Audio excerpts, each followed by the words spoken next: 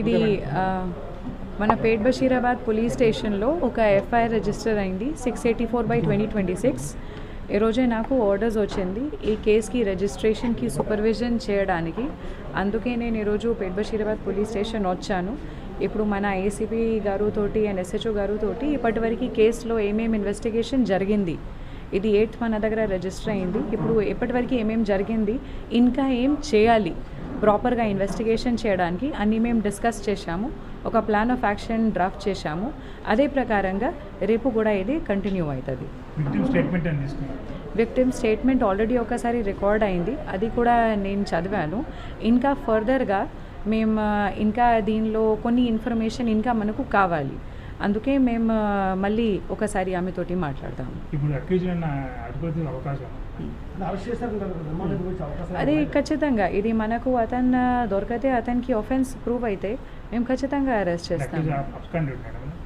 ఇప్పటివరకు అక్యూజ్ గురించి మనకు ఇన్ఫర్మేషన్ లేదు. నాకే ఈరోజే దీని నుంచి కేసుకి సంబంధం లేదు. ఒక పాక్సో కేసు మన దగ్గర రిజిస్టర్ అయింది. పాక్సో కేసు రిజిస్టర్ అయిన తర్వాత ఇప్పటివరకు చట్టం ప్రకారంగా ఏమేం కేసులు చేయాలి, లాస్ట్ 1-2 డేస్లో కూడా మన వాళ్ళు చాలా ప్రయత్నం చేసి అన్ని డాక్యుమెంటేషన్ కలెక్ట్ చేశారు. అక్యూజ్ గురించి కూడా మేము ఇప్పుడు ఇన్ఫర్మేషన్ సిడిఆర్ నుంచి మేము ప్రయత్నం చేస్తున్నాము. మనకు దొరికితే అతన్ని మేము ఖచ్చితంగా పట్టుకుంటాం. నాకు ఈరోజు ఆర్డర్ వచ్చింది. ఈరోజు ఆర్డర్ వచ్చినప్పుడు నేను ఇమీడియట్లీ 1 hour లోపల వచ్చాను అండ్ మేము పని స్టార్ట్ చేస్తాము.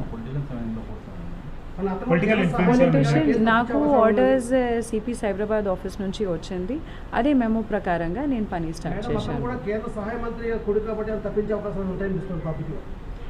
నా కోసం ఇది మన పోలీస్ స్టేషన్లో ఒక పాక్సో కేసు రిజిస్టర్ అయింది. ఇది విక్టిమ్కి ప్రాపర్గా జస్టిస్ ఇవ్వడానికి మన బాధ్యత ఉంది. కేస్ కంప్లైంట్లో ఏమేమి ఉంది అది అన్నీ వెరిఫై చేసి ప్రాపర్గా ఇన్వెస్టిగేషన్ మేము చేస్తాము.